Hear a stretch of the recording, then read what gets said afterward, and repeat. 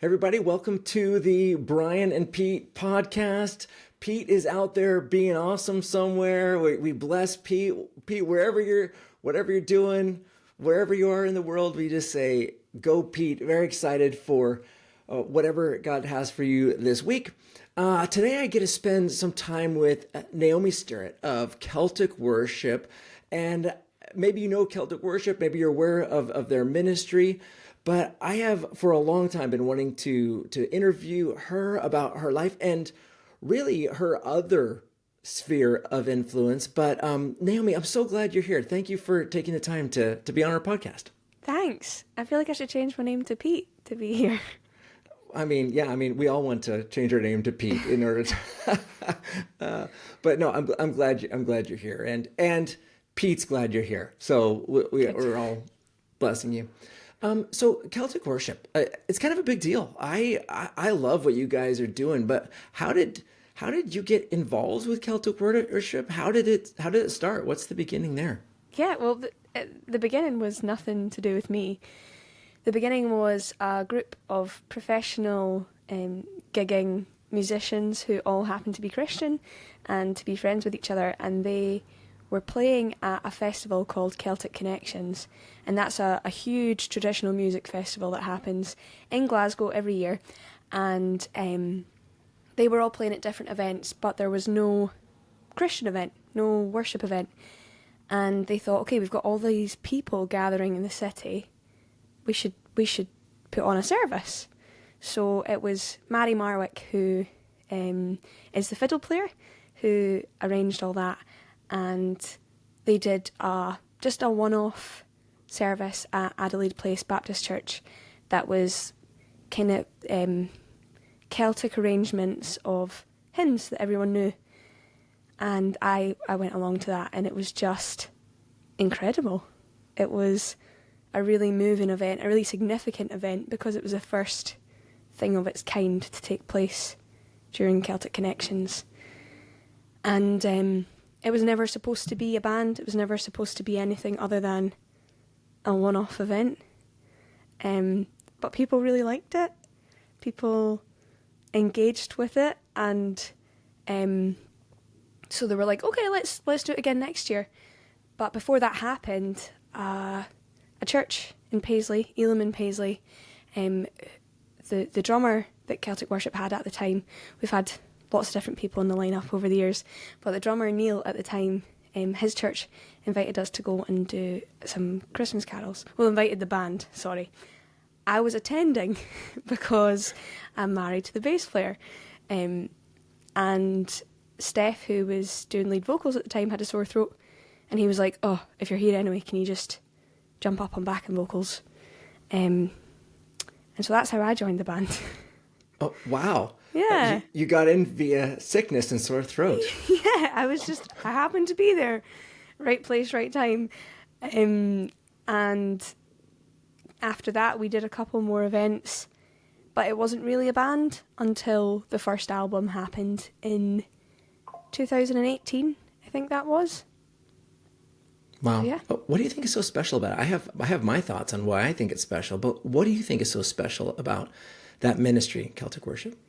I think it's really significant for people to hear worship and be part of worship where we use the instruments of our heritage. We're kind of melody-led with fiddles and whistles and bagpipes, and it's quite unusual to have that in Scotland, but it makes total sense because those are our instruments. That's our sound. And I think that people who have a longing for home as well, people who are abroad, we have quite a big listener group in America. They have this like longing for home and also a nostalgia that ties up into a lot of the hymns that we do, and it really helps people in worship. I think it reminds them of their first encounters with Christ. It reminds them of their first love, and that sort of like the songs they sung as children or the songs they heard their grandparents sing, and that feels significant to them. I think the thing that makes it special in my eyes, or the reason that I love it so much, is because it's an expression of worship that feels really natural because I'm singing in my own accent, which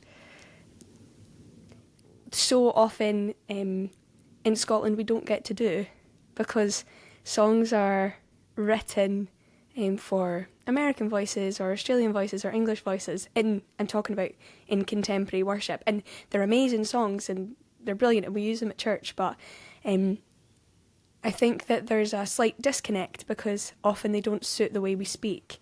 And I want to speak to God, I want to worship God in my actual voice, in the way that I actually pronounce things. And we get to do that in Celtic worship, so it feels really free, feels very real.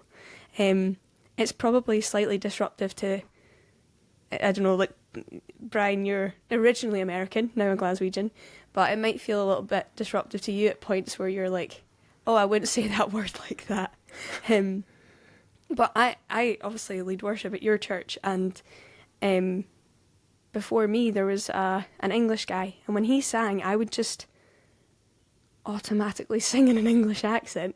So it's really fun as part of Celtic worship to kind of embrace the ugliness or what other people can see often as an ugly Scottish sound, and just be like, this is what we sound like. I'm not going to change that to speak to God. I'm going to use that.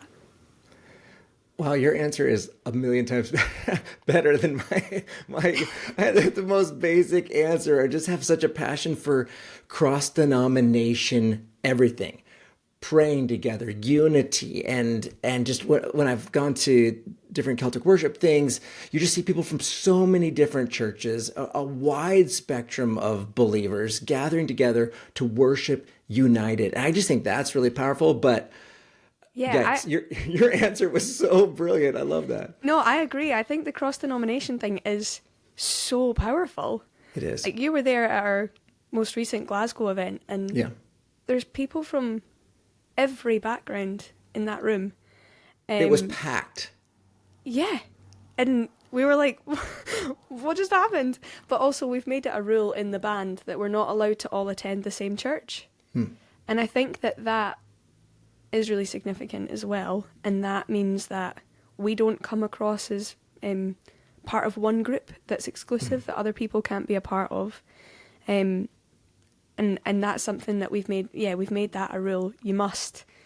We can't all attend the same church, and we must all serve on our local worship team, because we can't lead nationally if we don't lead locally. Wow. And I think that those rules are really helpful for the cross-denomination stuff. Oh, wow, powerful. Oh, and my main focus of having you on this podcast wasn't actually about Celtic worship, but I just find it so fascinating and so thankful. I'm sure so many of us are thankful. The stories that I've heard from people even across the world, like my friend Erica in Seattle, just I knew in high school, just the ministry that you've had to people. Music's powerful, worship's powerful, and everything you're saying about the Scottish heritage vibes, and it really does resonate. And thank you. So thank you. And thank you to the whole team. But what I really wanted to talk to you about today, is your work as an actor in Scotland. Like you've been an actor for years, and tell me how you got involved in acting and your heart for that. Yeah, it was never something that I was going to pursue. It was never an ambition. I wasn't somebody who grew up desperate to be on stage. I wanted to be a PE teacher, but you wanted to be a PE teacher? Yeah, like physical education. Okay, great.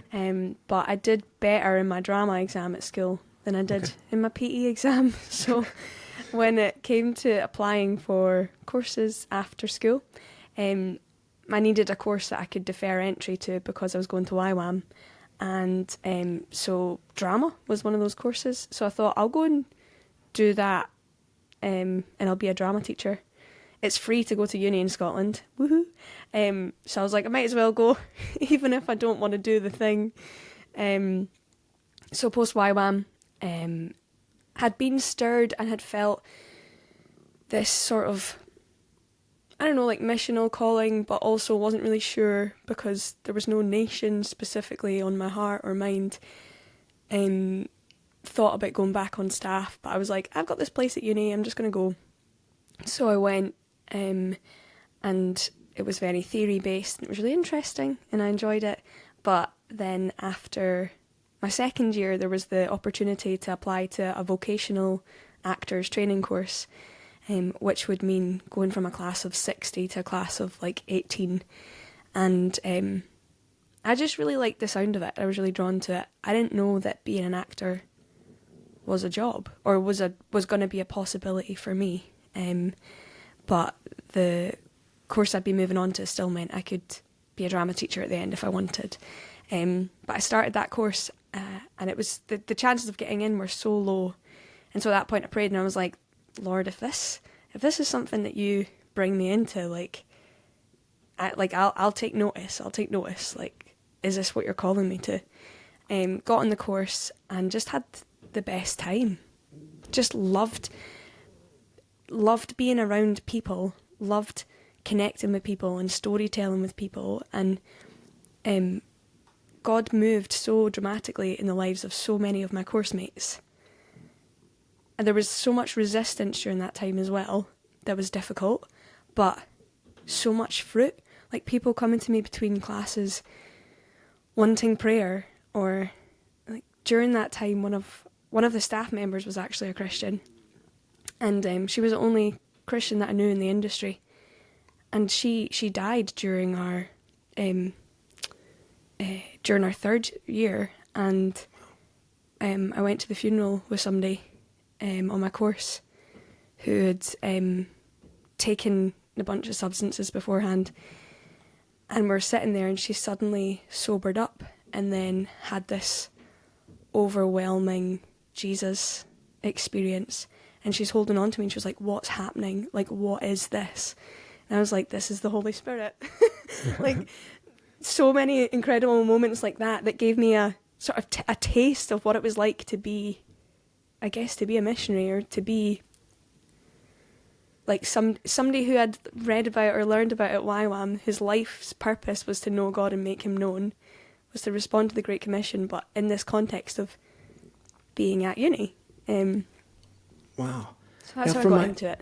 From my outside perspective, it seems like the world of acting is a place where Christians go and their faith dies. Like that. I don't want to like overstate it, and I am not in the world, so I do not know. But just kind of from an outside perspective, why do you think I might think that, or why is it so hard to be a Christian in the world of acting, at least in Scotland? What is so hard about it?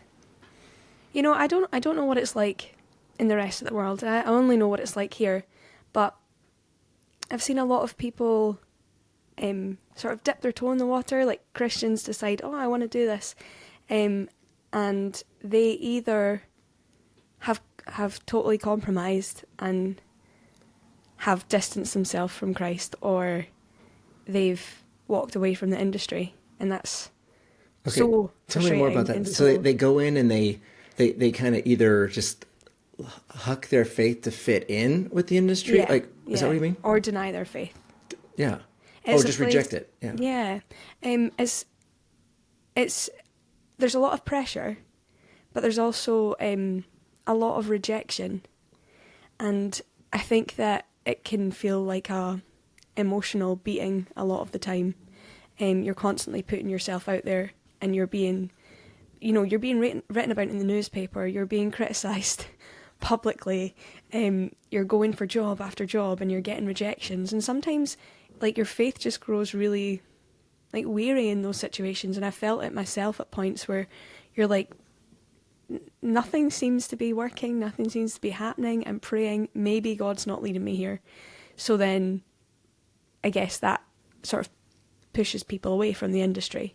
And then there's the other side of it where you get into the industry and you're in the circle you need to be in, but there's an expectation of how you then live in that circle and what you believe and how you operate. It's very competitive. It can be dog eat dog. And you're constantly fighting other people for work. So it can be hard to be a Christian in that environment. So it's easier to to not, I think. points. Yeah. Wow. Rejection. I underestimate that. I mean, rejection is such a powerful fear that I see Yeah. people having at so many levels. As a pastor preaching, like, oh man, are people going to leave because of this, or what? Like at so many, friendship levels. I mean, rejection is, and yet it's such a massive piece of your industry. Wow. Yeah. Yeah. Yeah. But you have a lot of prayer behind you. You pray, I'm going to guess your husband prays for you. But your mom My prays mom, she's and a your, legend. Auntie My Margaret auntie. prays. Yeah. They're such faithful prayers, and I think especially, I had a gap when I left uni. I had a gap of a couple of years, 2.5 years or so, where not a single job came through. Not a single job. And it was so disheartening because I'd felt, in that time, I'd felt God speak really clearly. Like, this is the call I'm putting on your life. I don't want you to, like, run off to London or run off somewhere else. Like, you're called into the Scottish entertainment industry. And nothing was happening. And I was doing all the things that you're supposed to do. And nothing was happening, and there was so much prayer. And I remember, Brian, one of your sermons in your Joseph series where you said breakthrough can happen in one single moment. And, the day that Joseph got out of prison, he woke up in the morning not knowing he was going to get out of prison. And I just clung on to that and felt like God gave me this image of, like, one brick being removed from this ceiling above me, and then there being that little bit of light, and then suddenly the whole thing just blowing open.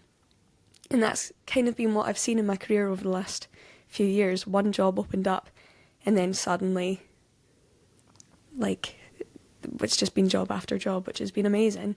But all jobs kind of hard won through prayer and the prayer of all the people around me, which I really appreciate. And I've got some, great moments where I've been, like, just in despair, and my mum and my auntie and my friends have just, like, prayed so hard, prayed for me, and we've seen really miraculous things, which is cool. But, my first job, I was like, finally, God has answered this prayer. And day one, at the lunch table, the director was like, do you know who I wouldn't work with?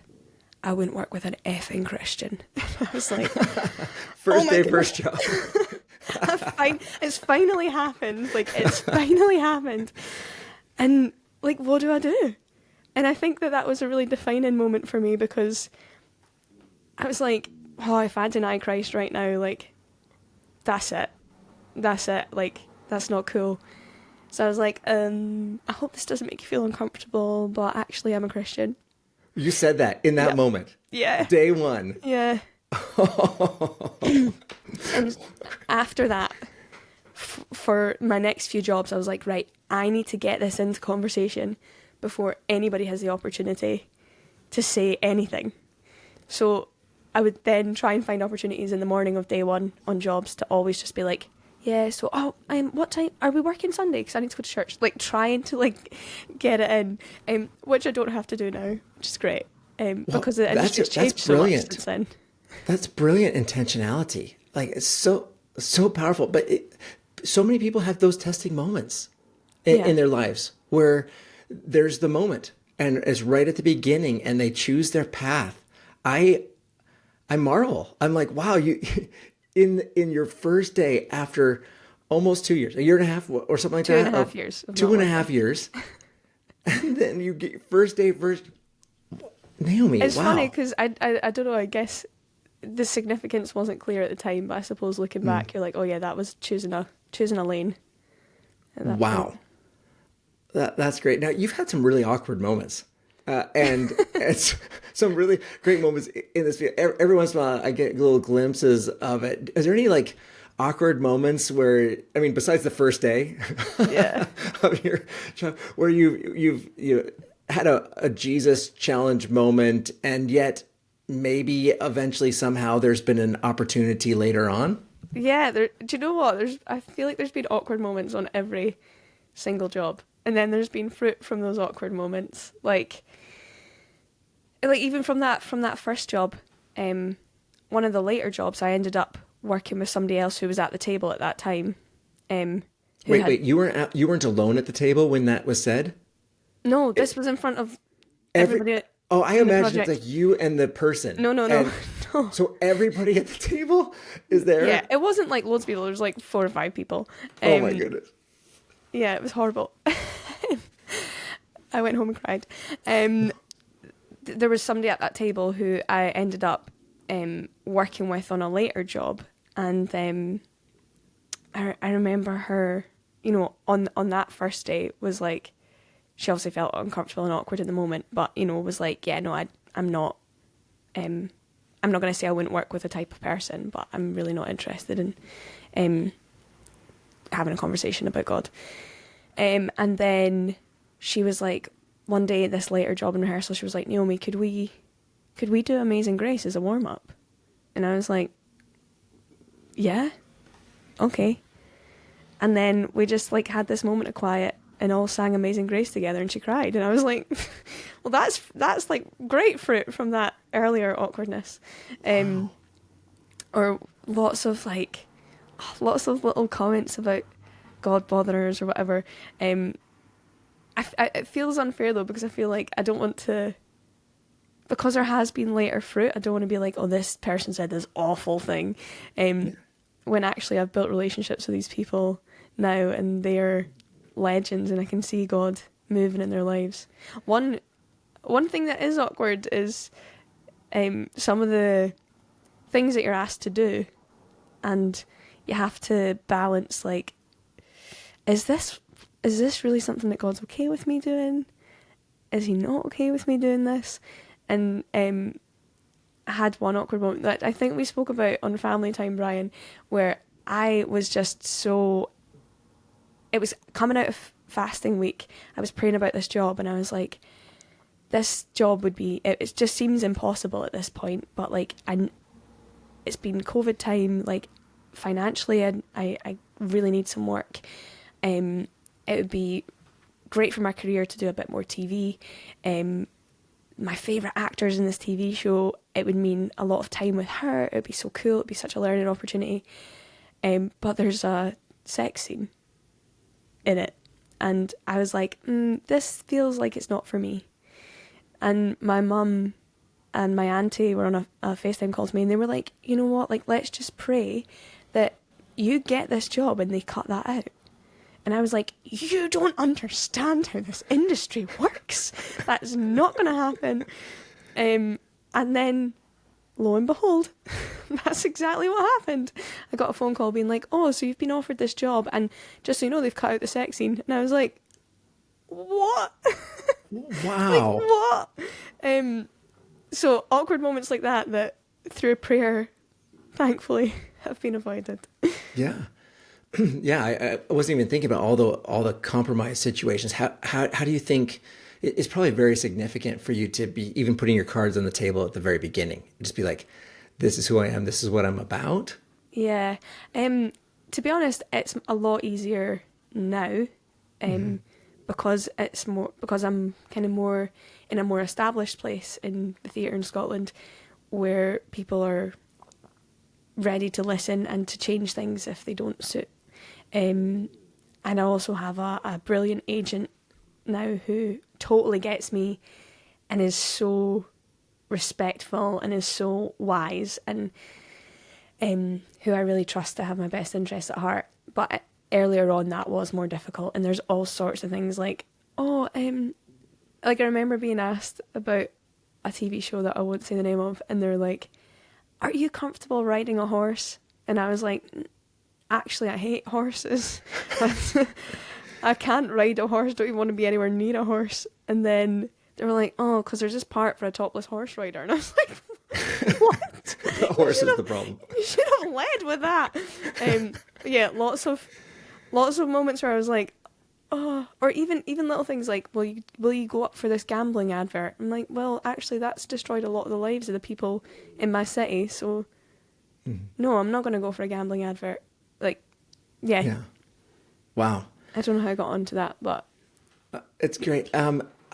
Something that I've just noticed in your life, and kind of watching, when you get shows and when you get jobs, often you're away from home for a long period of time, and you'll be up on this island, or you'll be out, and you're away from here, you're away from church, family, again, months at a time sometimes. And it feels to me like what I would call an isolation season. And I think a lot of people have isolation seasons in their life, whether it's just because they are alone, or because of work or travel, or just for a lot of reasons. Isolation seasons, we talk about rejection being a big issue. Yeah, isolation is also a big issue. So how do you navigate? Because isolation seasons often bring upheaval to people and really rock their faith, their world at certain points. And not many people navigate them well. It seems like a learned thing. So how do you navigate those isolation seasons, staying focused, staying strong, especially in I don't want to overplay this, but a hostile environment to Christianity sometimes? Yeah, thoughts about isolation seasons? Yeah, I think I actually think there's so many benefits to it, but you're right. It can be really disruptive, removing yourself from your life, your church community, your home. For me, my husband, can be really hard to be at a distance from everybody you love and be doing a really intense job at the same time. But I guess the sort of key things for me are being really intentional about journaling every day. And I know you and Pete have discussed journaling in the past on the podcast, but for me it's something that kind of has to happen every day. What does that do for you? How does that, what do you do? It kind of like pins down my prayers, but also is my moment of like listening, and taking note of anything that I sort of hear or feel God impress on me. And that is so vital, especially that listening moment before going into another day of being away from home and working with people, and often living with people as well. So journaling, I would say praying over the spaces that you're in, because if you're not usually in them, like you don't know what that environment is really. So quite often I'll find myself in hotel rooms, or in some cases like big old creepy houses, and just taking time to ask Jesus into that space. Or for me, it might be different in different industries, but dressing rooms are where you spend so much of your time. So like getting in early before everybody else in order to pray over that space, or to worship in that space, is really significant. I think that praying for other people that I'm working with as well is a really important way to start my day when I'm away. Engaging with church as much as possible. So like I am at a church, we're at a church that streams, which is great, which means I can still be part of it. But when I'm travelling, I also really like to go to the church wherever I am. So that really helped me. I did one job that felt so lonely because it was a one-person show on an island, and I went to the church there and made friends with random people and went to their like houses for lunch, and that was a really lovely way of like keeping myself sane, but also keeping myself close to Christ. Wow. There's a lot of good tips there. That's fantastic. If you were going to go from the beginning, what would you do differently if you could go back to young Naomi, year one of the journey? Like what would you want to do differently? What would you want to tell yourself about the challenges ahead? How would you want to, I mean, whether it's dealing with rejection or isolation, or like, or just awkward moments, how would you want to counsel young you for the next season? I think I'd love to go back and tell myself, you don't have to say yes to everything. I think as a freelancer, you get into this routine of being like, you're like fighting for work, and so you have to just say yes, even when it's not a good fit, or even when it's uncomfortable, or even when it means like overworking. And I think that I would go back and be like, chill out. like discern and ask God specifically, like, is this for me or is it not for me, rather than just being hungry and saying yes to everything. I'd probably So you're saying that just because you have an opportunity, maybe even you've prayed for opportunities and you get an opportunity, it still doesn't mean that that's the clearest answer. You still want to keep discerning through the whole process. And I feel like I've learned that over time, but only because the Lord's been so gracious with me and has given me a gut feeling about something, and I've been like, oh no, maybe that's just fear, and gone along with something, and then thankfully he's given me more warnings, more proddings, and I've been able to get out of situations. But I just wish I wasn't in them in the first place. So I think I would encourage my younger self to be more discerning when opportunities come up. And I'd like to go back to that Naomi who didn't work for... Well, I did work. I just had to do I had to do a lot of nannying and a lot of, video editing jobs and things that were really random, because I felt like I'll be disobeying the word of the Lord if I take on a job that's not the thing that he's called me to do. And I don't think that that's necessarily right. So yeah, I think as well I'd probably give myself a little warning, in terms of straddling both worlds, it's probably never going to be that comfortable. Okay. So just keep that in mind. Yeah. And I'm sure that very similarly, advice that you'd give Christians going into the acting world, at least in Scotland, who don't want to lose their faith. You're like, okay, here's my advice. If you want to go following Jesus for the long haul, here's what I would advise for you. I would say it probably is that straddling two worlds thing. You're not going to find an easy fit. It's not going to be very clean cut. So you need to learn how to live in both worlds. And if you're dependent on God and not on the voice of the people around you, then that's going to be really helpful. Yeah. I mean, also you've mentioned you want to get people, your mom and Auntie Margaret, Catherine and Auntie Margaret praying for people. Get people praying for you. But yeah, getting people praying. I was just teaching 2 Corinthians, and I'm amazed at how often Paul shamelessly appeals to get people to pray for him. And it feels really awkward to me to get people to pray. And yet it's really significant. It's really powerful. Yeah. You've mentioned discernment several times. I'm a huge fan of encouraging people to grow in this however they can, not just wisdom, but being able to discern this is what God's saying, or this is how God's leading at the moment. I think it's key for every field, every pastor, every Christian, every time we're making decisions, the discern. How did you find yourself growing in discernment? Do you remember what they were teaching you in YWAM, or where did you grow in this? I think that the growth in that area is maybe in my very specific niche little corner of the world been more about learning to hear the voice of God, and so that the discernment coming in that way, if that makes sense. So taking a situation and asking to hear God's voice on that has been what's helped with discernment, or asking God, I have no clarity, I can't see the wood for the trees, so I'm going to need you to just give me an instinct here, give me your Holy Spirit, give me your leading, or give me a word from someone else. And not being worried about, chatting it through with someone else. Chatting it through with someone else doesn't mean you're not listening to God, it just means you're seeking wisdom from other wise people. You mentioned that it feels like a gut. You feel it in your gut sometimes, the rightness and wrongness. Yeah, just that when you're like, oh, I can't shift this, but something isn't right.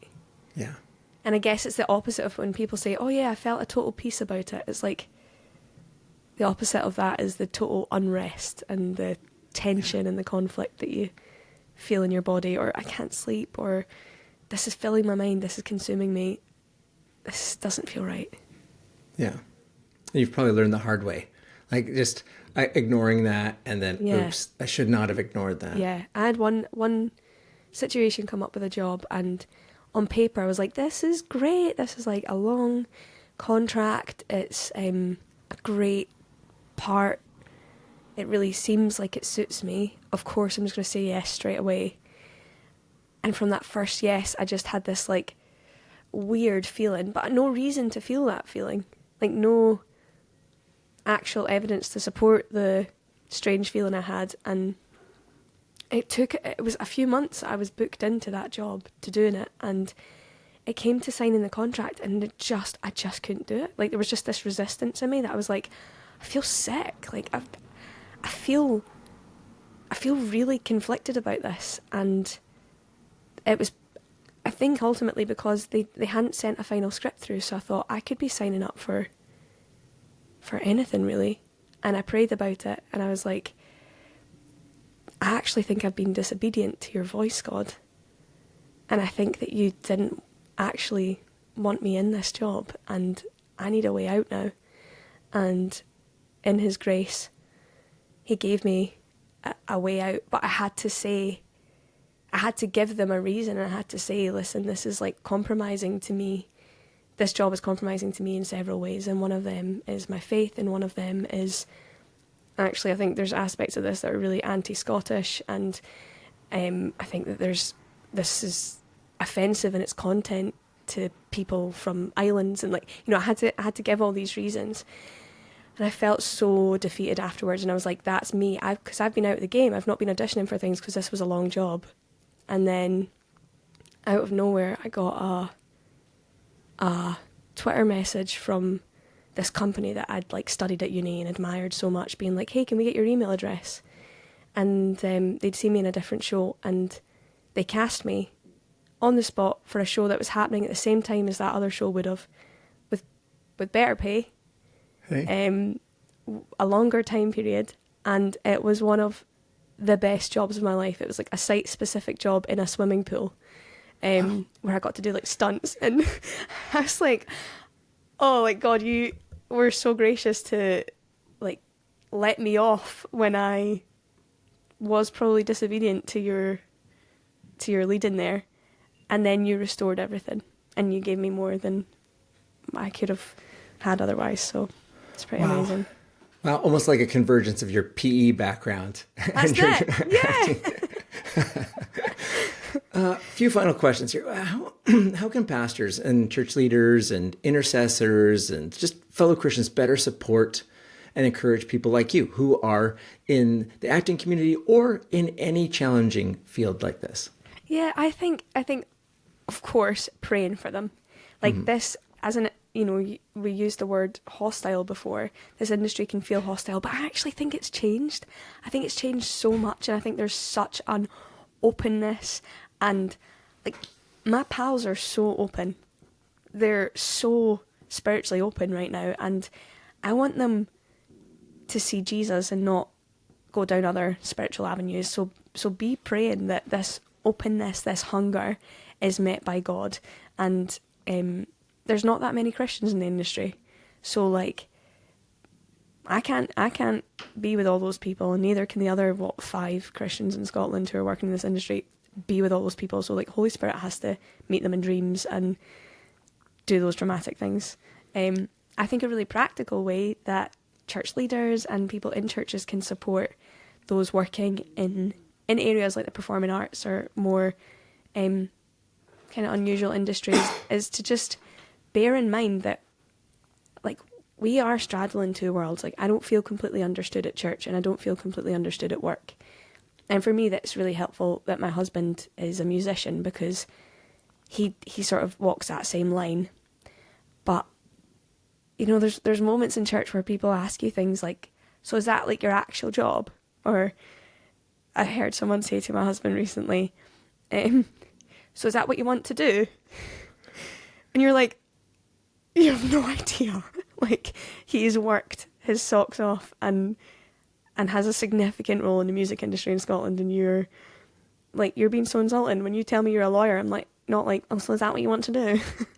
So I think there's really practical ways that we can support people working in this industry, and acknowledge like you're straddling a line and I don't get that line, but like how can I pray for you? Or one of the things that I really love, especially in the last year and a half, is that so many people from church have turned up to shows, and it's really nice, because then the friends that I'm working with are like, who are all these people? Where are they coming from? And one person said to me after a show lately, all your friends are really good looking. And I was like, oh, thanks. He's like, where are they coming from? I was like, church. But people like notice when you're supported, and I know for so many of my friends, they're like, wow, I'd love to have a community like yours. So I think like showing up for people and taking an interest, turning up to their events, or like if they're a visual artist, their gallery nights, or if they're a musician, their gigs. These aren't necessarily worship events, but they're so crucial to like that person honouring God with their gifts, and it's really cool that other people can turn up for that. It sounds like those simple things are also giving them opportunities. Like, Yeah. Like you're setting them up for their mission. You're setting them up for, and even thinking about what you said about prayer and praying for people. It's not just that they would stand strong, but it's that they would have opportunities, that the opportunities would be opening up for them, for the conversations and for the fruit. I think that's the same in any industry you're working in. Yeah. Like, what's the point in being there if you're not going to share with people? And I think that if you say to God, give me opportunities to glorify you in my work, he's gonna do it. Like, he's not gonna not. If it's for him. Are you laying down the gauntlet? Are you just basically saying, hey, in your workplace, are you praying for opportunities? Well, you should. Like, I think every day you should be asking God, what are you doing today, and how can I partner with it? And doesn't matter what your job is. Like, you've been strategically placed there as a light, as someone who can love people. You know, in my industry in particular, like, there's so many people who've been hurt by church and who've been hurt and offended by Christians. And I don't think that there's a single day that can go by where, like, God can't show his love through me, or can't give an opportunity for sort of like the healing of that in people. I think that it's the same wherever you go, though. People are going to have had wrong impressions of who God is, or confusions, or they've going to have been hurt by Christians, and we have the opportunity to be part of that change, or part of that being healed, and part of their walk, or back or to God for the first time. Wow. Good. Powerful. Friend, we're running out of time. Is there anything else on your heart that you'd like to say? I think just I'd love to encourage people, like, as I was saying, an industry that seemed very hostile is now very different, and people are so open, and loving people in that industry is like it's like my burning passion. Like, I just love loving the people in that industry, and God has given me really helpful opportunities to be able to, like, do that. So I guess, what burden has he put in you? Who is he giving you, like, in a really extreme, almost like bizarre love for? Who is he giving you that for? And maybe that's the mission field that he's calling you to. It's never crossed my mind, but until I'm sitting here and talking with you right now, like, it's never crossed my mind when I'm going to shows, whether you're in them or not. Well, you know, of course, the ones that you're in are everybody's priority. We reflect, but like, whenever I'm going to, I'd never sit there and think, oh, I'm going to spend time on my way to this show praying that the people in this show will have opportunities to hear about Jesus, and that people in their field are like, I don't spend a lot of time interceding for those sort of environments, but it seems so short-sighted of me to not be praying for either Christians in that environment or people in that environment that seems more open, is what you're saying. It's so open. It's like people are being so vulnerable. They're putting themselves on stage. They're opening themselves up to criticism. They're embracing nerves. Like, as long as there's nerves, there will be prayer. People wanting prayer, people asking for prayer. and people really need in prayer. Wow, powerful. Celtic Worship, you guys got anything coming up Yes. that I can be heading to? What's Yes. going on? What's coming up? We are about 70% through our new album. Oh, amazing. Which is very exciting. We're buzzing. We all went to Mary's, the farm that Mary grew up on, and wrote a bunch of songs, arranged a bunch of old hymns, and we're excited. We sort of, our concept for this album was just, what do we need more of in the church in Scotland? But we hope that will also be useful for other people outside of Scotland as well. Currently, what's your favorite song that's in the makings? So we've not got names for them yet, but we've got 2 on the album. One is currently under the title Christian Cheese. Okay, Christian Cheese. And one is That's not the final title. One is under Clubland Banger. And they're both like really up-tempo. Like, because as I said, like, part of the worship team at your church, and sometimes it's really hard to find a really like up-tempo, joyful worship song. And so both of these kind of fit that category, and they're just really fun, and I'm excited to bring them into church. Yeah, when do we look for these? I don't. So we just need to do melody parts and backing vocals, and then it'll be mixed and mastered. And I think that we'll be releasing it and then doing an album tour in the autumn. I think it'll be released in September. Yeah. And then a tour in October, November, I think. Oh, that's not confirmed yet. Looking forward to it.